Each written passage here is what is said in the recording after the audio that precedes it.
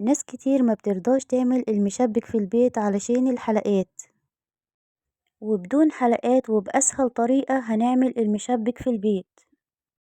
هقولك على سر العجينة وكمان سر الشربات.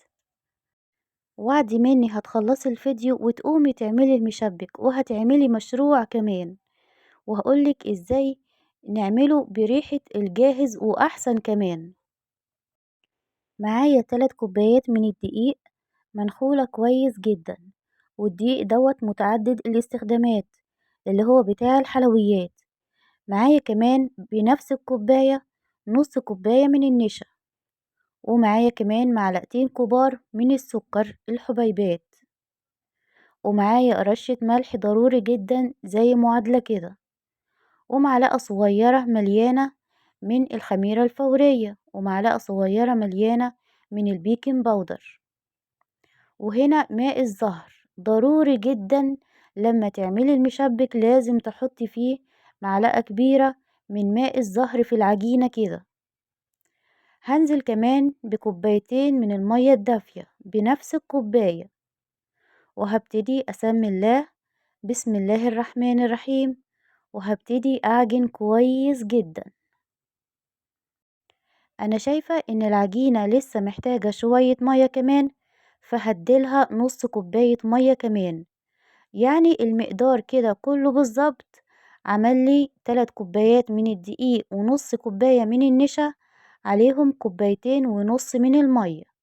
وهفضل أعجن كويس جدا لحد ما العجينة معايا تبقى كريمي وناعمة زي ما شايفين كده، وشبيهة بالظبط للقوام بتاع عجينة الزلابية. لازم القوام بتاعها يبقى مادة سايلة، ما تبقاش تقيلة. وبعد ما عجنت العجينة هسيبها تختمر لمدة ساعة ونص لو في الصيف والجو حر جدا، ولو في الشتاء هسيبها تختمر ساعتين.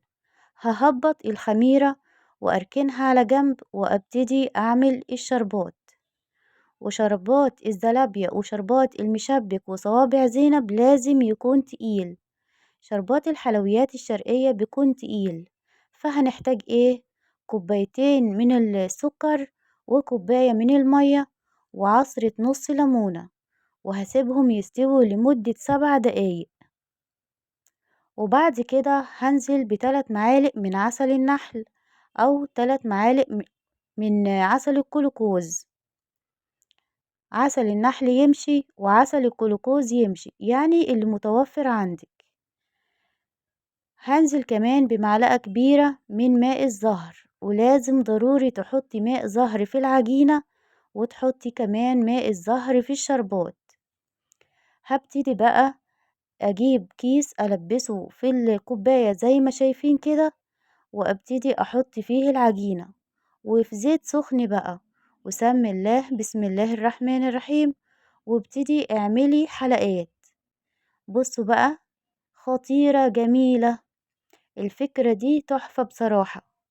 بصوا بقى البيكنج باودر اللي احنا حطيناه في العجينة مخليها مفتحة ازاي ما شاء الله، عشان لما نيجي نحطها في الشربات العجينة تشرب الشربات على طول، والمشبك بتاعك يبقى هش كده وكمان متماسك في نفس الوقت، عشان النشا اللي احنا حطيناها فيه، وكمان التخمير المظبوط اللي عامل أساسي جدا في نجاح المشبك.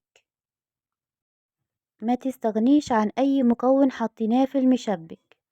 وأول ما نقلي واحدة نحطها في الشربات على طول، والشربات مش سخن قوي ومش بارد قوي، واخد درجة حرارة المطبخ، يعني دافي شوية.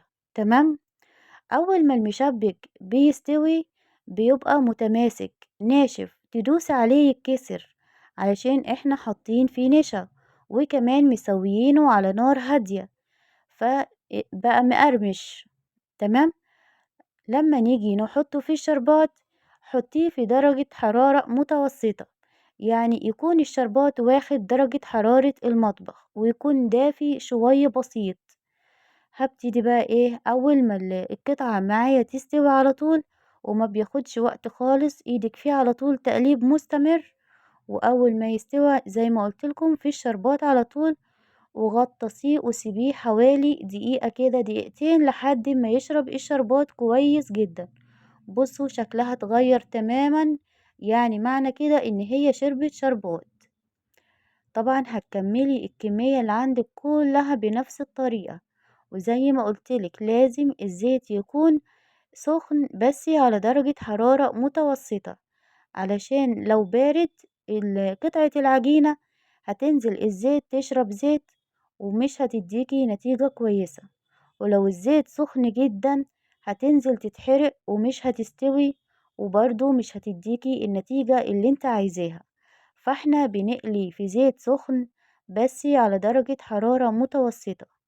وأول ما تخلصي القطعة تسوية على طول تنزلي في الشربات على طول وتغطسيها كده، وتسيبيها حوالي دقيقة دقيقتين لحد ما تحسي ان هي خلاص اتشبعت من الشربات وشربت شربات كويس جدا.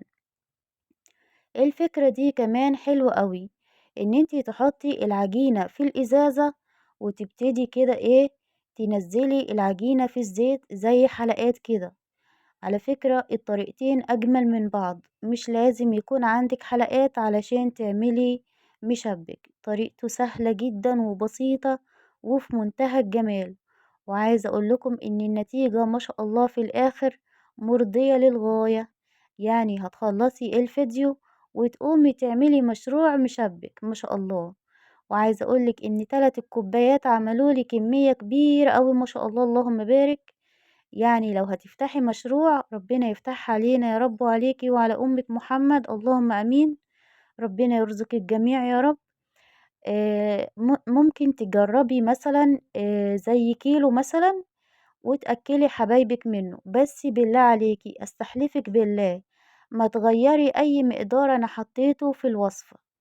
يعني كل مقدار أنا حطيته في الوصفة وبالظبط لازم تجربيه بالظبط. التسوية التخمير كل حاجة أنا قلتها في الفيديو اللي اعمليها بالظبط علشان يظبط معاكي ويبقى في منتهى الجمال. على فكرة أنا عايزة أقول لكم حاجة، الشغل مش عيب والله العظيم، ولا عيب ولا حرام. جربي اعملي زلابية، اعملي صوابع زينب، اعملي مشبك، اعملي نوتيلا، اعملي مفتقة، اعملي فسيخ، اعملي أي حاجة، دوقي حبايبك. اعملي جروب كده على قدك، تمام. وضيفي فيه الحبايب اللي هتحسي ان هم هيشتروا منك، وكمان هم يضيفوا حبايبهم، وتشجعي وتوكلي على ربنا سبحانه وتعالى. وربنا قال ايه؟ بسم الله الرحمن الرحيم، وقل ادعوا لي فاستجيب لكم.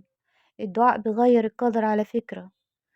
وبسم الله الرحمن الرحيم، ومن يتق الله يجعل له مخرجا ويرزقه من حيث لا يحتسب. لما تتقي الله برضو في النعمة اللي في ايدك ومعاكي والله ربنا هيزيدك، ولما ترضي بيها ربنا هيزيدك اكتر واكتر. فزي ما قلتلك كده انا بديكي افكار مشاريع، وانتي شوفي الاحسن ليكي والمناسب ليكي في بلدك يعني، واعمليه ودوقي حبايبك واعملي يعني ايه كميات بسيطة خالص. مش لازم تبدأي المشروع بكميات كبيرة قوي، ابدأي بكمية بسيطة وان شاء الله مشروعك ينجح.